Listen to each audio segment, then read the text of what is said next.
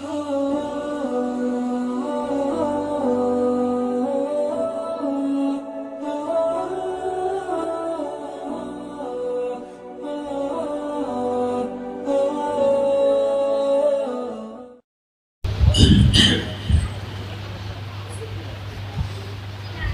ربانيين بما كنتم تعلمون الكتاب وبما كنتم تدرسون صدق الله العظيم.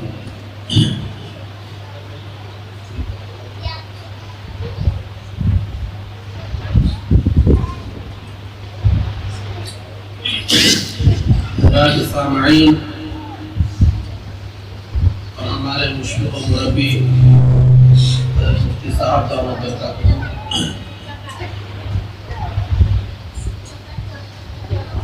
اللہ تبارک و تعالی نے امت مسلمہ کو کچھ خصوصی انعامات سے نوازا ہے،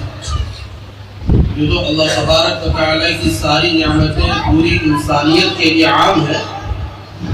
لیکن کچھ خصوصی نعمتیں ہیں جو اللہ تعالی نے امت مسلمہ کو عطا کی.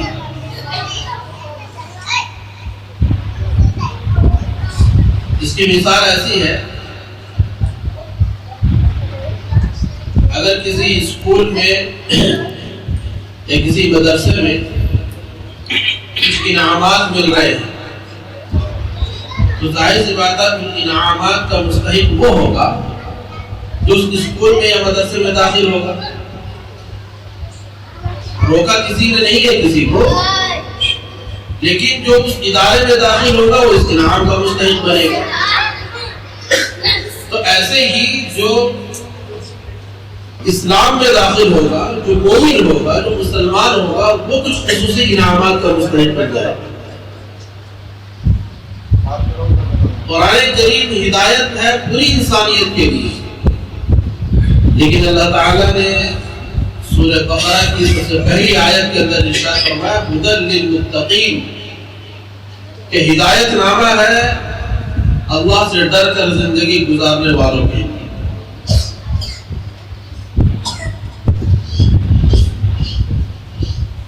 دنیا کے اندر ہر شخص یہ چاہتا ہے کہ اس کا فیوچر جو ہے وہ اچھا ہے، وہ مستقبل کو دیکھ کر پلان بناتا ہے. ایک آدمی ابھی محنت کرتا ہے، بہت زیادہ محنت کر رہا ہے، لیکن وہ یہ چاہتا ہے کہ بعد کی زندگی میں مجھے زیادہ محنت نہ کرنا پڑے. میری عمر جتنی بڑھتی جا رہی ہے تو ایسا نہ ہو کہ میں بڑھاپے کے عالم کو پہنچوں، میری عمر زیادہ ہو جائے اور اسی طریقے کی مشقت اور اسی طریقے کی محنت مجھے کرنا پڑے. تو وہ یہ نہیں چاہتا اور کوئی بھی نہیں چاہے گا. ہر شخص یہ چاہتا ہے کہ اس کا جو فیوچر ہے وہ اچھا ہو. اسی لیے قرآن کریم میں اور حضرت محمد رسول اللہ صلی اللہ علیہ وسلم نے امت مسلمہ کو اس کے فیوچر اور اس کے مستقبل کو اچھا بنانے کے لیے بہت زیادہ ترغیب دی ہے اور بہت زیادہ رہنمائی. دنیا میں ہم یہ دیکھتے ہیں کہ الحمدللہ مہمان محترم جو ہے تشریف لا چکے ہیں، بہت جلد وہ آپ کے سامنے آئیں گے اور آپ سے خطاب کریں گے، اس لیے آپ حضرات بیٹھے رہیے اور متوجہ رہیے.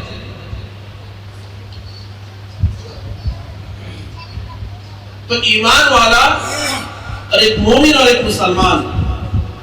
ضروری نہیں ہے کہ دنیا کے اندر بہت عیش و عشرت کی زندگی گزارتا ہو، بہت اچھی زندگی ہو، کہ بہت کچھ خوشحالی ہو. نہیں، بلکہ دنیا کے اندر مسائل، مشکلات اور حالات سے گزرتا ہوا زیادہ یہی نظر آتا ہے. ایک ایمان والا، ایک مومن، ایک مسلمان وہ حالات سے گزرتا ہوا زیادہ نظر آتا ہے. اس کی وجہ یہ ہے کہ وہ اس دوران اتنی محنت اور مشقت کر رہا ہے تاکہ اس کا جو مستقبل ہے وہ بہت اچھا ہو جائے. حال میں محنت زیادہ کیے بغیر مستقبل کے لیے، فیوچر کے لیے اچھی زندگی کی خواہش رکھنا یہ بیکار ہے۔ جس کی زندگی یہ نظر آتی ہے کہ بعد میں بہت عیش و عشرت کی ہے، بہت پرسکون ہے، بہت اچھی ہے، تو آپ ذرا اس کے پیچھے کی زندگی کو دیکھیں تو بہت مشقت والی نظر آئے گی۔ تو اس کے بعد ہی جا کر وہ خوشحالی اور وہ سب چیزیں ملتی ہیں جو انسان چاہتا ہے۔ تو اسی لیے اللہ تبارک و تعالیٰ امت مسلمہ کو، ایک مومن کو، ایک مسلمان کو حالات سے گزارتے ہیں۔ کیا حالات آئیں گے؟ قرآن کریم کے الفاظ میں اگر ہم جاننا چاہیں، اللہ تعالیٰ فرماتے ہیں وَلَنَبْلُوَنَّكُمْ بِشَيْءٍ مِّنَ الْخَوْفِ، خوف کے عالم میں بھی ہم تمہیں رکھیں گے، وَالْجُوعِ، بھوک کے عالم میں بھی، وَنَقْصٍ مِّنَ الْأَمْوَالِ، اور معیشت تمہاری تباہ ہو رہی ہوگی، مال تمہارا کم ہو رہا ہوگا، والانفس، یہاں تک کہ تمہارے جانوں کا نقصان ہوگا، یہ سب کچھ ہوگا۔ اور آگے قرآن کریم میں کہا وَبَشِّرِ الصَّابِرِينَ، لیکن جمے رہنے والوں کو، ثابت قدم رہنے والوں کو خوشخبری سنا دیجیے کہ ان حالات سے جو گزر رہے ہیں ان کا مستقبل بہت اچھا ہونے والا ہے، کیونکہ یہ ہدایت یافتہ ہے۔ اور ہدایت کیسے ملے گی؟ وہ اس وقت ملے گی جب آپ ہدایت والے کام پر جمے رہیں گے، اور ہدایت کے کام پر جمے رہنے کے لیے سب سے بنیادی چیز اللہ تبارک و تعالیٰ نے جو اتاری ہے وہ اپنی کتاب ہے۔ اسی لیے قرآن کریم کی جو پہلی آیت ہے اس کے اندر یہی کہا کہ ذَلِكَ الْكِتَابُ لَا رَيْبَ فِيهِ هُدًى لِّلْمُتَّقِينَ، یہ ہدایت نامہ ہے۔ ہدایت کیسے ملے گی؟ اس کتاب ہدایت کے اندر سے ہمیں اپنی زندگی کے نشیب و فراز کو، اونچ نیچ کو، زندگی گزارنے کے طور طریقے کو تلاش کرنا پڑے گا۔ میں ہوں، میرا حال کیا ہے، میرا مستقبل کیا ہے، وہ قرآن کے اندر موجود ہے۔ تو اس کو جب تک ہم حاصل نہیں کریں گے تو اس وقت تک ہم ہدایت والے راستے پر، ہدایت کے کاموں پر کھڑے نہیں ہو سکتے۔ اچھا، قرآن کریم میں ان ہدایت کی باتوں کو حاصل کرنے کے لیے سب سے پہلے قرآن کو پڑھنا ضروری ہے، قرآن کو سیکھنا پڑے گا، قرآن کے الفاظ پڑھنا آنا چاہیے۔ اگر کوئی شخص یہ چاہے کہ میں چھت کے اوپر چڑھ جاؤں اور بغیر سیڑھی کے، ممکن نہیں ہے۔ زیادہ کوشش کرے گا تو ہو سکتا ہے گر کے ٹانگ ٹوٹ جائے۔ تو جو اس کا پروسیس ہے، جو اس کا طریقہ ہے، وہ یہی ہے کہ آپ ایک ایک قدم سیڑھی پر رکھتے جائیے اور چھت پر پہنچ جائیں گے۔ تو ہدایت والی کتاب سے ہدایت کو لینے کے لیے، حاصل کرنے کے لیے سب سے پہلے آپ کو قرآن کریم پڑھنا آنا چاہیے۔ اب پڑھنا آنے کے لیے کوئی یہ لمٹ نہیں ہے کہ آپ کس عمر میں، بچپن سے لے کر بڑھاپے تک، قبر میں جانے تک آپ کے لیے وقت ہے۔ لیکن آپ دیکھیں گے کہ یہ پورا وقت، اس میں سے جو سب سے اچھا زمانہ ہوتا ہے، جس میں آدمی فارغ ہوتا ہے، جس میں آدمی کوئی چیز حاصل کرنا چاہے تو بہت آسانی سے حاصل کر سکتا ہے، وہ بچپن کی عمر ہے۔ کیونکہ جہاں آپ کی جوانی کی عمر شروع ہو گئی تو کہیں جاب، کہیں کمائی، پھر اس کے بعد شادی، پھر وہ رشتے، پھر بال بچے، پھر اس کے بعد رشتہ داریاں، پھر اس کے بعد ذمہ داریاں، اور نہ جانے آدمی اتنی مشغولیت میں ہو جاتا ہے، پھر کہے کہ 2 منٹ دے دیں، ابھی مجھے بہت ضروری کام ہے، ذرا سے میں آتا ہوں تھوڑی دیر بعد، یہ حال۔ لیکن آپ 10-12 سال کی عمر تک، 13-14 سال کی عمر تک آپ دیکھیں گے وہ بچے کو نہ گھر کی ذمہ داری اٹھانی ہے، نہ اس کو جو ہے کوئی کمانا ہے، نہ کوئی اور بڑی ذمہ داری ہے، بس گھر والے بھی چاہتے ہیں کہ یہ اچھا ہو۔ کیا مطلب؟ اس کا فیوچر، اس کا مستقبل اچھا ہو، وہ بھی خواہش رکھتے ہیں، اسی لیے تعلیمی اداروں کے اندر داخل کرتے ہیں۔ تو جو بچہ بچپن میں، کم عمر کے اندر 6-7 سال کی عمر سے کتاب ہدایت سے جڑ جائے اور وہ یہ سوچ لے کہ میرے لیے جو زندگی گزارنے کا راستہ ہے میں اسی سے اخذ کروں گا، اسی سے نکالوں گا اور اس کی رہنمائی میں چلوں گا، تو یہ بتائیے 6-7 سال کی عمر سے لے کر 13-14 سال کی عمر تک کتنا اچھا زمانہ اس کو ملتا ہے، جس کے اندر سب سے پہلی چیز یہ ہے کہ وہ قرآن کریم کو پڑھنا سیکھتا ہے۔ اب قرآن کریم کو جب یہ پڑھنا سیکھ رہا ہے تو ظاہر سی بات ہے یہ قرآن کا ایک معجزہ ہے تو آپ دیکھیں گے کہ دنیا کے کسی بھی زبان کا بولنے والا ہو اور کسی بھی علاقے میں رہتا ہو، لیکن قرآن کریم کو پڑھنے کا جو ایک طریقہ بیان کیا گیا اسی طریقے پر وہ پڑھے گا، اسی لہجے سے پڑھے گا، اسی ترنم سے پڑھے گا، اسی مخرج سے پڑھے گا، تبھی جا کر لوگ اسے پسند بھی کرتے ہیں اور اللہ تعالیٰ کے مطلوب بھی ہے تو اسی طرح پڑھا جائے۔ تو اب یہ پہلے ایسا نظام نہیں تھا، پہلے جو ایک زمانہ تھا جس کے اندر گھروں میں لوگ پڑھ لیتے تھے اور کچھ آخوندی ہوتے تھے جو پڑھا لیتے تھے، لیکن اس میں ہوتا کیا تھا کہ قرآن کریم غلط سلط طریقے سے پڑھ لیتے تھے، مخرج کا بالکل خیال نہیں ہوتا تھا، جبکہ حدیث شریف کے اندر بہت وعید آئی، علماء نے لکھا ہے جب قرآن کریم کو غلط پڑھا جاتا ہے تو وہ قرآن کریم پر لعنت کرتا ہے۔ کیوں؟ آپ اس کو سمجھیے کہ قرآن اللہ کی کتاب ہے، اب اللہ تعالیٰ یہ چاہتے ہیں کہ مجھے پڑھ کر سناؤ، میری کتاب کو تم پڑھنا جانتے ہو یا نہیں؟ اب وہ پڑھنا جانتا نہیں ہے اگر، اور وہ پڑھ رہا ہے اور وہ پڑھتے ہوئے یہ کہتا ہے الحمدللہ رب العالمین و الحمدللہ رب العالمین، اس طریقے سے مجہور پڑھتا ہے، تو یہ بتائیے جس کا کلام وہ خود سن رہا ہے کہ میرے کلام کو کس طریقے سے توڑ موڑ کر غلط پیش کیا جاتا ہے۔ آپ دیکھتے ہوں گے کوئی بیان کرتا ہے، کوئی بیان دیتا ہے، اخبار والے جب اس کے بیان کو شائع کرتے ہیں تو تھوڑا سا اس کے اندر کچھ گڑبڑی کر دیتے ہیں، تو پھر کہنا پڑتا ہے کہ میرے بیان کو توڑ مروڑ کر پیش کیا گیا ہے، میں اس کے اوپر مقدمہ کروں گا، یہ میرے خلاف اس نے ایسی جرأت کیوں کی، اس طریقے کی بات آتی ہے۔ جب اللہ کے کلام کو توڑ مروڑ کر پیش کیا جائے گا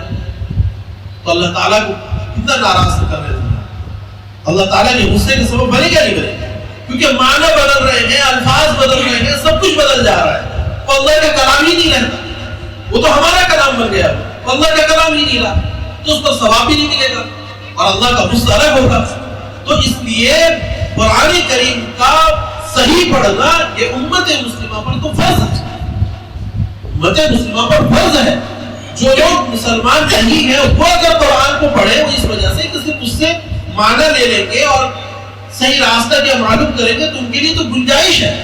کہ ابھی اسلام میں داخل نہیں ہوئے ہیں، ابھی ایک پیغام کو لے رہے ہیں، پھر جب آئیں گے اسلام میں تو ان کو قرآن صحیح پڑھنا ان کے لیے بھی ضروری ہے۔ لیکن جو نسلی مسلمان ہیں، جو پہلے سے اپنے آپ کو امت مسلمہ میں شمار کرتا ہے، اس کی اولاد اور وہ اگر قرآن کریم کو صحیح نہ پڑھے تو کتنے گناہ کی بات ہوگی۔ اس لیے علماء نے لکھا ہے کہ فرض عین ہے قرآن کریم کو صحیح مخرج سے پڑھنا، اور اس کے لیے الحمدللہ یہ مکتب کا نظام ہے، یہ مکاتب کا نظام، یہ مکاتب کا جال، یہ اس وقت کی سب بہت بڑی نعمت ہے اللہ تعالیٰ۔ آپ اس کا اندازہ نہیں لگا سکتے، آپ کو اس کا اندازہ لگانا ہے تو چلے جائیے ان اسکولوں کے اندر کہ جہاں جو ہے سوریہ نمسکار کرایا جاتا ہے، جہاں یوگا کرایا جاتا ہے، جہاں جو ہے مشرکانہ رسوم و رواج کے مطابق تعلیم دی جا رہی ہے، تو آپ کو احساس ہوگا کہ آپ کا بچہ مکتب کے نظام سے جڑ کر یہ سمجھ پا رہا ہے کہ ایمان کیا ہے، کفر کیا ہے۔ مکتب سے جڑ کر وہ یہ سمجھ پا رہا ہے کہ میں اللہ کی عبادت کروں گا تو کیسے کروں گا، اور اس طریقے سے رسوم و رواج کے اندر داخل ہوگا تو شرک اور کفر کے اندر مبتلا ہو جاؤں گا۔ یہ باتیں کون بتائے؟ ظاہر سی بات ہے ابھی بھی ہو رہا ہے، آپ کے علاقوں کے اندر آپ اسکولوں میں چلے جائیے تو وہاں یہ سب کچھ ہو رہا ہے، لیکن افسوس کہ نہ گھر والوں کو پتا ہے نہ کچھ، جب ان بچوں کو بتایا جاتا ہے تو پھر ان کے سمجھ میں آتی ہے یہ بات کہ ارے یہ تو بہت بڑا گناہ ہے، ایسا کیوں واقع پیش ہے۔ میں بھی مکتب کے اندر خدمت کرتا ہوں، میں نے ایک بچی کو صرف اس لیے روکا کہ پوچھا کہ بھائی کل تمہارا پروگرام ہے اسکول کے اندر کیا پیش کرنا ہے، اس نے کہا کہ مجھے جو پروگرام دیا گیا ہے وہ یہ ہے کہ میں شیرنی بنوں گی، میرے اوپر کوئی دوسری بچی کا وہ بیٹھے گی اور پھر ان کا وہ عقیدہ جس کے اندر بتایا جاتا ہے شیر کی تصویر بنا کر اور اس میں پیش کیا جاتا ہے وہ ان کو پروگرام میں پیش کریں۔ یہ بتائیے جب بچوں کو اس طریقے سے سکھایا جائے گا اور یہ ان کے لیے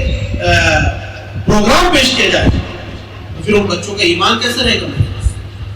میں نے اس بچی کو جب منع کیا کہ اسکول مت جانا تب جا کر جو ہے وہ بچی رک گئی اور اس کے بعد جو ہے اس نے اپنے پروگرام کو کینسل کیا۔ تو یہ ہمارے اطراف کی بات ہے، تو یہ اب تو جو نظام تعلیم ہے اس پہ بات کرنے کے وقت نہیں ہے، یہ جو نظام تعلیم آ رہا ہے یہ تو خالص ہندوانہ رنگ کے اندر تعلیم دی جائے گی۔